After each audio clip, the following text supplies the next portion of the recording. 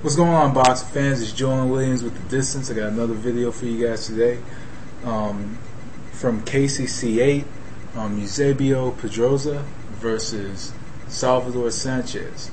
Both of them former featherweight champions.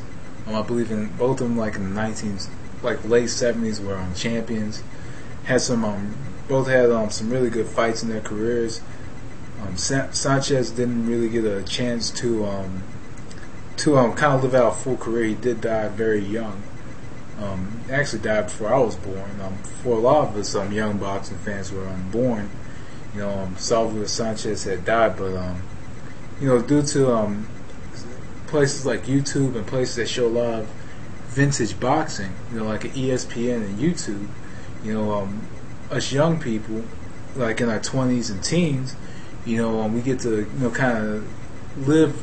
We don't get to kind of live it. We get to kind of get a glimpse of living to see that in a way, without the exhilaration that it probably would have been, seeing them live. And Eusebio Pedroza was a very good champion, tall featherweight. Was the type of fighter that stayed on the outside. He has a couple quality wins actually, and had some quality fights. I've only seen about 4 or 5 of his fights, but I do have kind of a glimpse of what he did in the ring. Pedroza was pretty much was much taller featherweight. He stayed on the outside. He kind of danced a bit on the outside. Pedroza also did pretty much work behind his left jab. He worked behind his left jab and mostly stayed on the outside. Was a kind of a very patient starter. Was a patient starter, and but he didn't do too well fighting on the inside. And if you're an inside fighter, then and you get Pedroza to come and fight you on the inside, then Pedroza was in a lot of trouble. But Salvador Sanchez, was the type of fighter. He could stay on the outside, but he can go. He stayed on the outside at times, but sometimes he was coming in on the inside, and I think personally that one of his best punches was that left hook, because the left hook from him was very unpredictable. That looping left hook that he threw. Sometimes he doubled it up, and sometimes it would put you to sleep. But after that left hook, something was coming behind it. And it was a wide left hook, but for some reason it would land.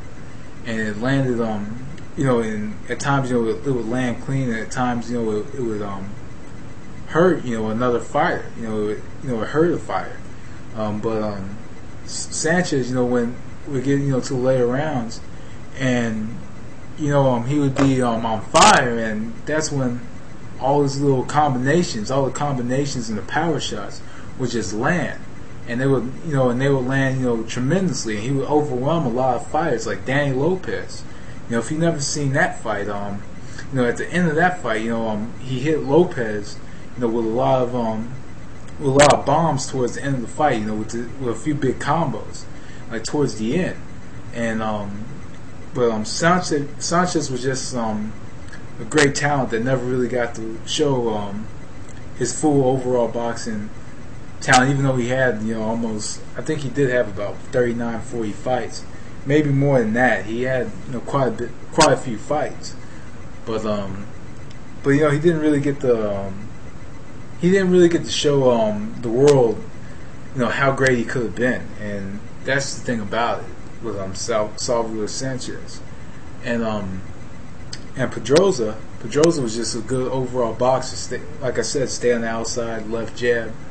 That's pretty much what he did, and his jab controlled the pace of fights. But in a fight like this, man, I just see Sanchez, kind of jumping on the inside and hitting Pedroza with some good combos, some good combinations, and then coming out.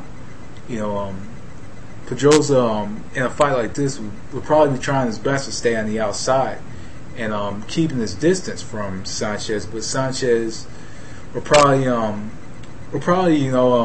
still be able to come in, because he could come in so fast, and he would, and on top of that, he would probably go to the body, and probably go to the chin a few times, which pretty much was the type of fighter that Sanchez was. He did mix it up quite a bit. He mixed it up, to the chin and to the body, and pretty much landed where he knew he could land, and nowhere was safe with Sanchez, because he could knock you out with a body blow or with a headshot.